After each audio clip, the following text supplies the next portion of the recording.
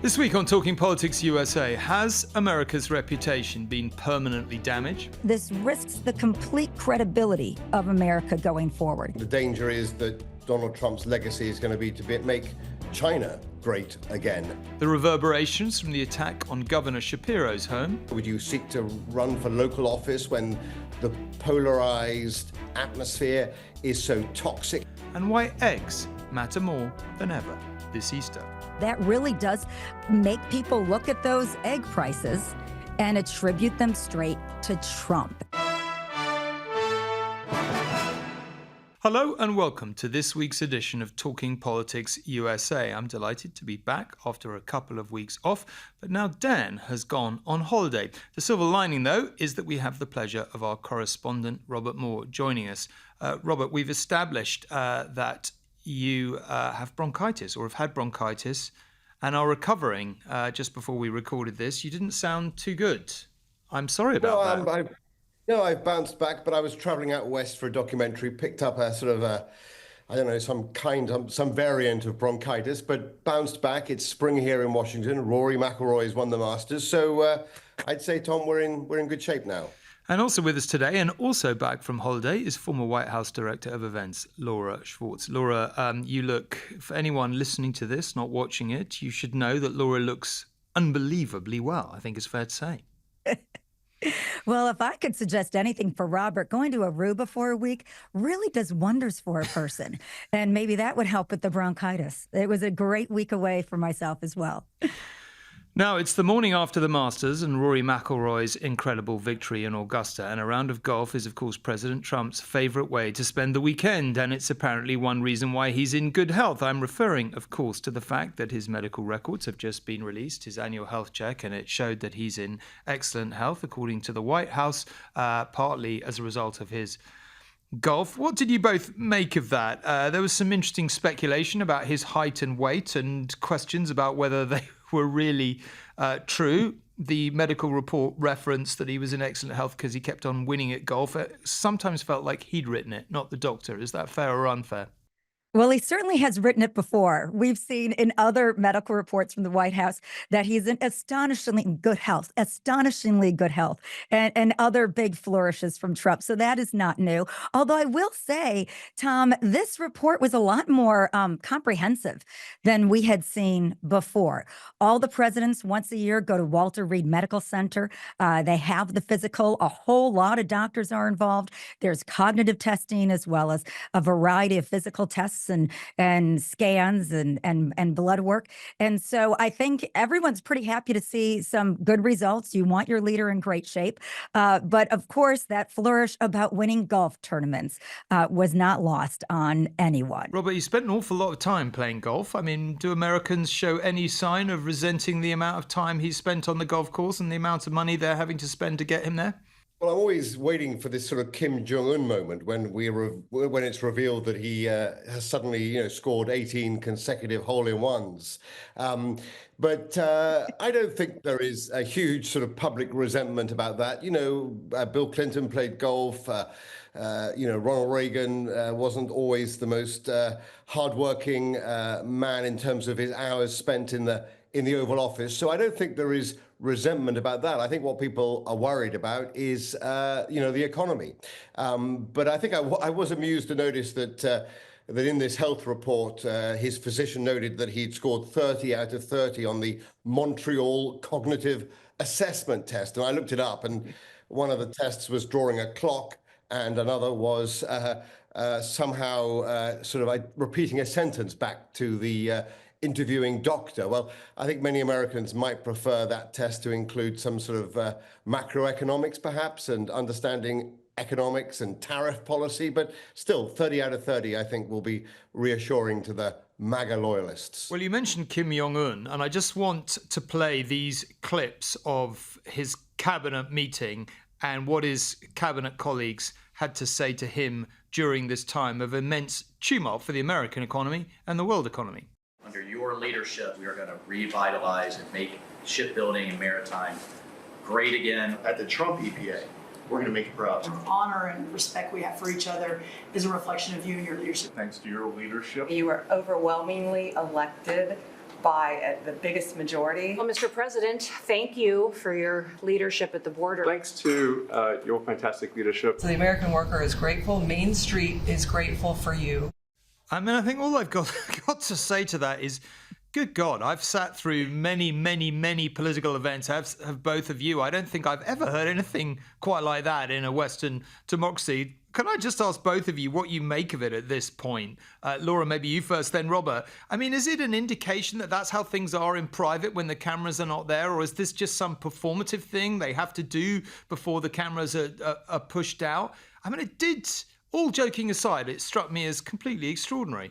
Yeah, very Kremlin-esque it's been called, as well as referring to Kim Jong-un's own meetings. It's something that really quite is expected of the cabinet. This is how they stay in Trump's good graces. The moment that they object or deter from his policies is when they are often shown the door, and often by tweet, or I should say an X post, or maybe in this case, one on Truth Social. So they attempt to stay in the good graces. They know that lavishing praise is what he wants. We've even seen it from some foreign leaders in the past. So he did this in his first term a couple of times, but I think we're going to see it even more now in his second time in office. The MAGA loyalists love it. They think this is just fabulous, but I think the independents and a lot of those staunch conservative Republicans are a bit turned off. Robert. Yeah, I think that's right. I mean, I was wondering if, Tom, you were going to allude to the sort of ITV News sort of planning meetings and whether everybody embraces your story ideas in similar manner. But I think what it tells you, very clearly and sort of succinctly is the distinction between the Trump first term and the Trump second term. I mean, he has surrounded himself by loyalists. We knew that. He has surrounded himself by sycophants, and we can see that at every cabinet meeting. And I think, it does raise, as you kind of suggest, sort of disturbing questions, not about this level of sort of dialogue for the cameras, but whether when there was a really kind of massive national security issue down the road, whether and who would be the last voice in the room. Will it be somebody who doesn't dare question Trump's judgment, for example, on the potential bombing of Iranian nuclear facilities? Or is it somebody who is prepared to stand up? And, I think there's a lot of fear, certainly in national security circles, that being surrounded by sycophants is something of a joke at the moment, but could have deadly consequences for the world further down the road. And I've just, as we established at the top, not been on holiday, in fact, but been in Malta for 2 weeks filming this ITV drama I've been working on based on one of my books, Secret Service, which is about sort of Russian influence on Western politics, ironically. And it was very, it's very absorbing being on a drama set. And it was very weird watching all this play out from a distance. It was like watching it from space. I sat there occasionally doom scrolling Twitter or X or whatever we want to call it, thinking, what is going on? Like every single day, something new. So I think people listening to this will have a number of questions, which I think it would be good to crack through. Number one, maybe, we're in now a major trade war between China and the US. So I think the first question a lot of people would have is, who wins? Laura, you first. Who do you think wins? Well, we've seen China really slip in and take advantage of this moment within the tariff war with President Trump, because we've even seen the leader of Spain meet with the leader of China. China has committed to buying more pork from Spain, something that Spain is afraid they won't be able to import anymore to the United States because of the tariffs. And so China is very aptly and adeptly making their move, because when there is daylight that you can come into, you're going to take it, whether you're a dictatorial country or a democratic country at that, but you're going to take advantage of these situations. And we're seeing China making some very swift moves. Yeah, I think I share that view. I think the danger is that Donald Trump's legacy is going to be make China great again.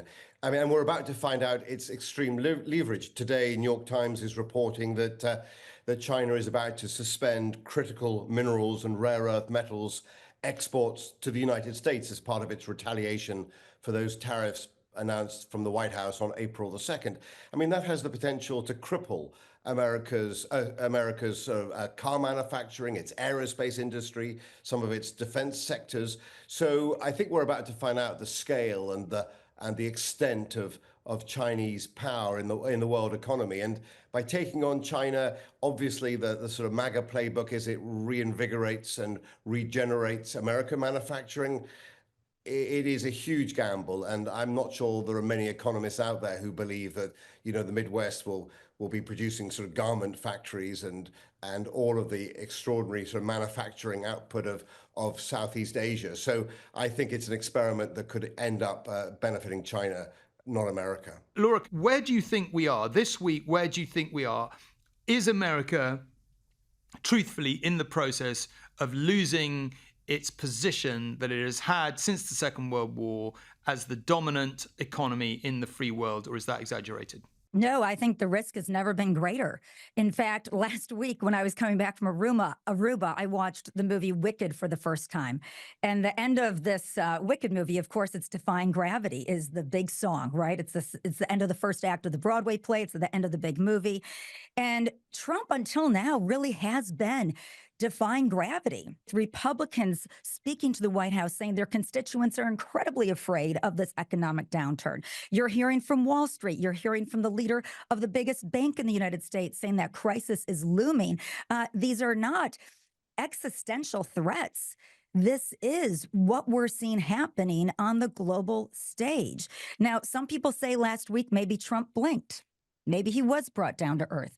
Others are saying this was his art of the deal and what he wanted to do all of the time.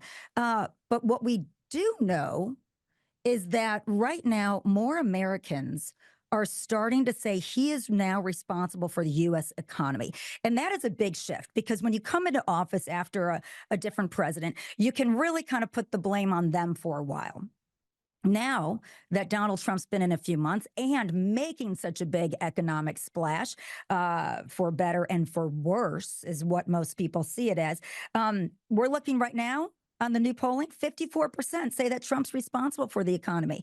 53% of Americans say it's getting worse and that his handling of the economy has dropped nearly 10 points in 1 month. And so that shows that Americans are incredibly concerned. The world is concerned, and this risks the complete credibility of America going forward. And unless we have some stability, unless there's some consistency, we can't gain the confidence. Robert, I guess there are two views of this, aren't there, really? I mean, leaving aside the Trumpian view that he's a master 9D chess player, which, given where we are in this process over the last few weeks, I think most neutral observers would view as just absurd, because it's really hard to determine what on earth he is trying to do and what on earth he's trying to achieve, because he keeps changing, apart from anything else, what it is he's trying to achieve. But I think the big question a lot of people kind of observing this neutrally would have is, okay, is this just a blip? Is this going to be, you know, let's not exaggerate. Sure, it's going to be a difficult few weeks, but it'll settle down. He'll do a few deals. It'll back off. And then there's another view, which Laura was just kind of addressing there to a degree, which is that America, something really fundamental has changed. You know, all of our lifetimes, America has been the ultimate safe haven for investment, and that just may no longer be the case, with potentially very, very serious consequences for America and indeed the world. So I guess I'm interested to know where you think we are, Robert. Yeah, I mean, I broadly share Laura's perspective. I think, you know, this is a defining moment, and I think that Europe and China become closer economic partners. I think Moscow and Beijing are celebrating. And I think it's partly the sort of hard economic data we're talking about, isn't it? It's partly the markets and both the stock market and the bond market. It's partly the dollar. But it's also something else that I think is it's kind of more difficult to put your finger on it. But I think we saw it in the data that fewer Europeans and people from outside of the United States are traveling here than ever before. And I think that's the kind of intangible that maybe the most consequential from this period is this loss of American soft power, this sense that America is a less desirable place to do business, to work in, to be a tourist in, that less and less people want to visit America. And that's kind of partly the sort of Trumpian rhetoric has put a lot of people off, but it's also, the deportation of some green card holders and even some American citizens who appear to be in jeopardy of being kind of thrown out of the country now. So I think there's a general sort of combination. I think this is the point of the sort of hard economic data, the tariff war, the trade war, undermining the sort of view of America. But then it's a soft power that America is losing as it cuts aid, cuts back on diplomacy, and is wildly inconsistent in how it sees the rest of the world. So I think that combined makes this a kind of a pivotal moment, and perhaps does suggest that America is at a turning point and will eventually lose its position as the preeminent power in the world. There's been so much political talk, hasn't there, about one subject above all others when it comes to inflation, the price of eggs. I don't know if either of you are across the price up, down of a dozen eggs, whether you want to take a pitch at it. But do either of you want to jump in with where you think that's going, how people are feeling, what the conversation about the conversations you're having with people as you go out and about the economy? Well, I have to say my nieces are coming over and we're dyeing Easter eggs this Friday. And luckily I scooped a bunch of eggs up in the last couple of weeks because when you go to the grocery store, they're not always there. And they've risen by 60% over last time this year, about 6% since Trump came into office. And here's what's interesting is that he campaigned on bringing down egg prices. He said at the State of the Union in March to the country and the world that Joe Biden didn't get those prices down and couldn't handle it. But the thing is, egg prices are often out of the hands of the president, especially because we've seen this big surge in avian flu, where birds get infected, they have to call the chickens and put them down. And so we just don't have that supply. So then the Trump administration tried to inflate that supply by bringing in eggs from Turkey and other countries. Now with the tariffs, that's kind of in question. And he's really taken this on. And so he is making this his fight.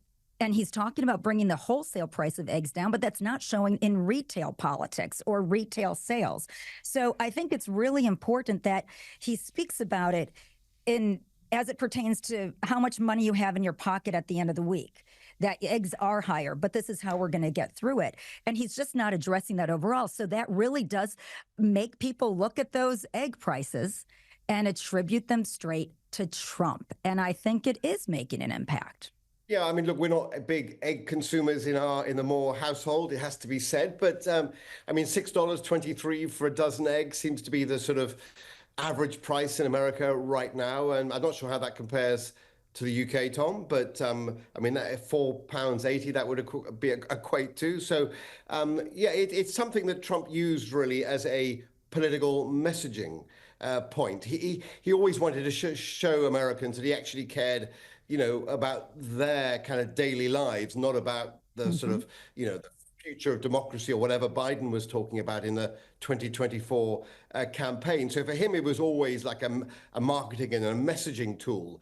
And I think what we've discovered is, as Laura quite rightly says, is, you know, of course, once governing, it's apparent that egg prices are not in the hands of the White House, but in the hands of the industry and obviously influenced by avian flu outbreaks and things like that. So it was always just a campaigning tool as I saw it, and egg prices are not something in the hands of the President of the United States. I was listening to a long discussion this morning about what the chairman of the Fed was going to do. On the one hand, he's got a lot of talk about a potential recession. Consumer sentiment seems to be weakening by the day in America. On the other hand, he's got to worry about the potential for tariffs spiking inflation. So, you know, the debate was, does he put up interest rates to deal with inflation? Does he cut interest rates to try and stimulate the economy? And of course, all the time he's being attacked by Donald Trump anyway. How worried do you think American consumers are about the state of the economy? Are they mostly taking this uncertainty on the chin, or are they beginning to think, no, this is bad, we're heading for a recession? I'm just kind of really keen to know what both of you are picking up, you know, when you're listening to the news networks, when you're speaking to friends. Laura, maybe you first. Where do you think Americans really are? It is absolutely top of mind. We'll hear from Jerome Powell from the Fed this week, Wednesday. So this week has got a couple of big areas to look at. One is Powell making remarks Wednesday. Another one is whether or not the administration is going to come out and talk about these tariffs that they're looking at doing in another bucket when it comes to computer chips and semiconductors, et cetera. And the other thing is retail sales, because retail sales will show us if people have been stocking up before they think they're going to get hit by tariffs. Those come out later in the week as well. And right now, I'm hearing from a lot of friends that they're stocking up on things their kids need for the summer. And these are people that are spanning all incomes, low, middle, and high. They're stocking up on goods that they think they're going to need because they're waking up every day and it's top of mind, because whether or not you're existing out of your savings account as an elder American, like my parents are, they're checking it every day and they've seen a big drop and that's what they live off of. Or if you're looking to your kids' college education that you're getting ready to write a big check for, this is top of mind. And it's the number one issue that people really voted for Trump on. And so it's the one that he's at most at risk for. But a lot of people are questioning, he kind of made this crater last week, right? He did, with the tariff announcement and going through with it. And then he paused it. And it's not back to where it once was. So who takes responsibility for that? Does the Trump administration come out with a different economic proposal that makes great gains? Does the Fed swoop in and save you? A lot of people kind of feel at a loss on who's out there that's going to make a difference.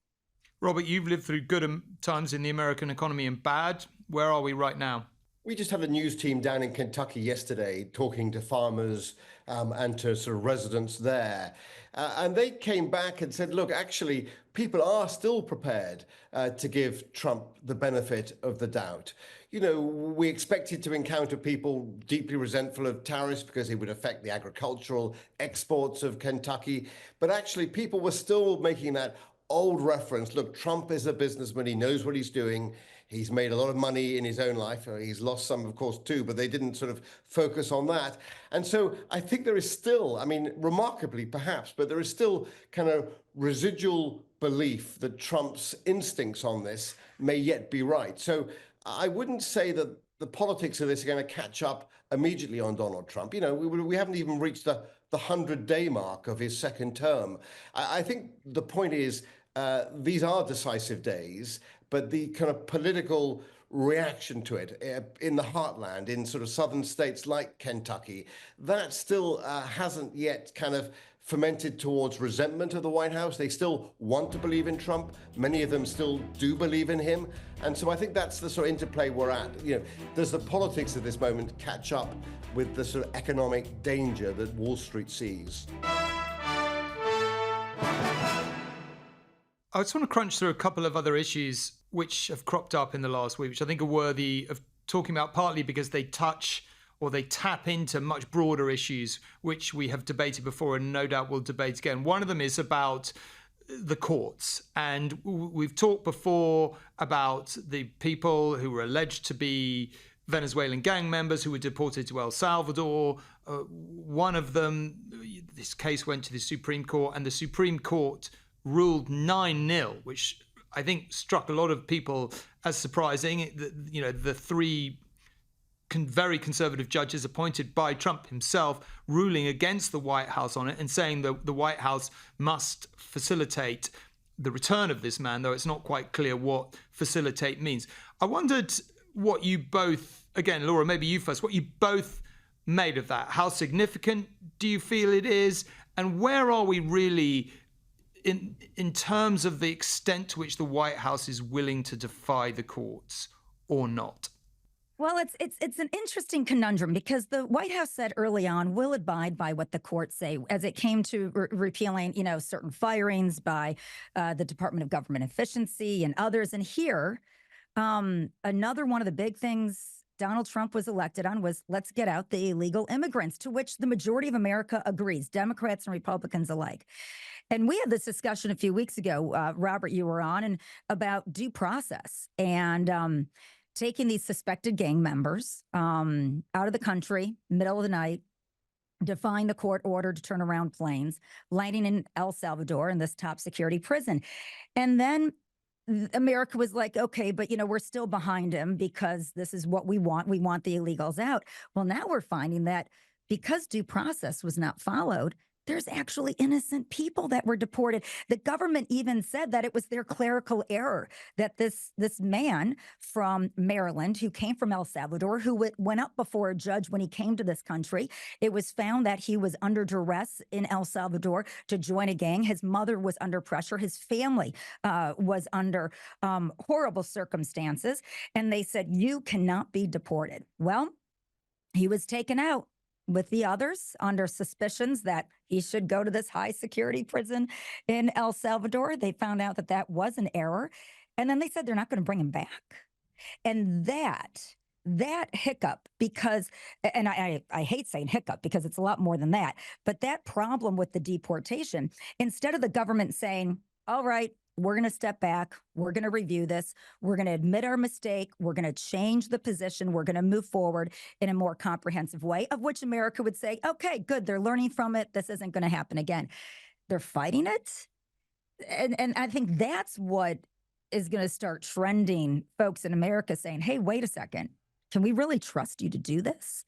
And I don't know why. Robert, do you know why they're slow walking this? The story is of the entire sort of Trump second term narrative, which is to admit no error, to fight on all fronts, especially with federal courts. And so this idea that the White House is projecting that, look, federal courts have no role in foreign policy. Garcia is now in a El Salvadorian prison. So look, it's beyond the reach and the remit of that federal judge. I think that lies at the core of it. You know, they feel if they give ground on that, they give ground on something else, then it gives liberals kind of the sort of kiss of life, and they come back and become politically more viable again. So I think it's about denial. It's about just a refusal to admit or acknowledge any single mistake on any front. I think that's the White House strategy, and they feel like politically kicking out migrants and illegal immigrants and undocumented workers, that's a win-win for them. We've also spent a lot of time, haven't we, over the last few years talking about the toxic political climate and the threats of physical violence and the actuality of physical violence, assassination attempts, not least on Trump. This week we've seen Josh Shapiro, the governor of Pennsylvania's mansion, burnt by an arsonist. I just wonder, again, Laura, maybe you go first, what you both made of that and how much Americans are taking notice and reacting to this, or whether it's just accepted that political violence is a fact of everyday American life now. You know, Nancy Pelosi's husband was bludgeoned with a hammer. Donald Trump had an assassination attempt in Pennsylvania last summer. And then here we are with governor's house being, nearly partially burned to the ground after suggesting, saying happy Passover. His family was celebrating the Jewish holiday. I really worry this is deterring good people from seeking office. And it's denigrating the political discourse, which has already been terribly denigrated already, that enough is enough. But I don't know when enough is enough will actually occur. Josh Shapiro, a guy that was considered as a VP candidate, probably the number 2 choice to Kamala Harris last year. I think right now he's got to be happy he wasn't chosen because he's got his own political aspirations to run for president. It's people really are stunned. They're thinking, well, what's next? Hate crime, political crime. It's on the same wavelength. I'm Laura, taken back myself because it's become normalized. Yeah, I think, Laura, you make such a good point about how this atmosphere of sort of this ominous sense of the direction of America and this sort of the background of potential political violence deters good people from seeking office. I mean, we've spoken earlier in this podcast about sort of the loss of American soft power. This is another part of the sort of collateral damage that is sort of underreported here is the future leadership. Would you really seek to become a member of the House or a senator? Would you seek to run for local office when the polarized atmosphere is so toxic here at the moment? We've been filming, Tom, for a documentary, as you know, in recent weeks, and we were out in Oregon in the far west of the country, and we were filming a group called the Socialist Rifle Association. And these are people who are beginning to take up arms and prepare for the reality, or the possibility at least, that they are going to encounter hate groups and political violence, and they are now training in sort of survival skills and in firearms techniques to try and make sure that if political violence returns to America in a sustained way, they'll be ready to fight back. So, we've often reported on the militias on the far right and how they have been mobilized, but what this documentary will show is that those on the far left are also preparing for a moment of kind of political crisis and potentially for violence down the road. Well, speaking of the left, not necessarily the far left, I think he might take issue with that, but Bernie Sanders made an appearance at the massive music festival Coachella this week. Let's just have a listen to what he said. We need you to stand up to fight for justice.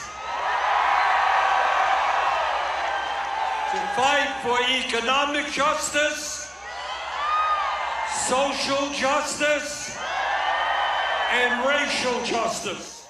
Well, there we have Bernie Sanders at Coachella speaking to a huge crowd.